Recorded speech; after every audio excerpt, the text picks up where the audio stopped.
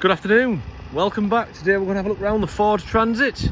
It's 2017, it's the 290L2 H1. It's a generator compressor van, this one. As you can see, front and rear parking sensors.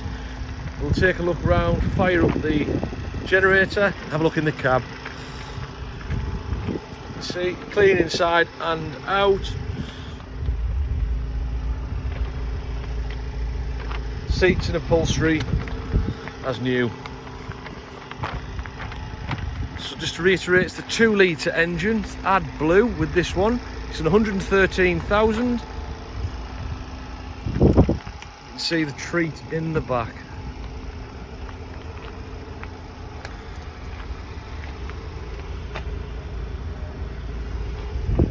So we've got the generator compressor inside. It's open. It's already on. What we'll do is fire it up.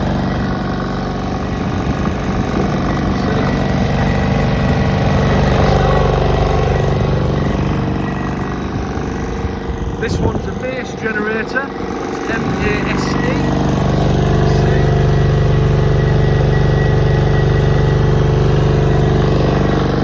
Mobile workshop in the back as well. Ready to go to work, this one. Thank you.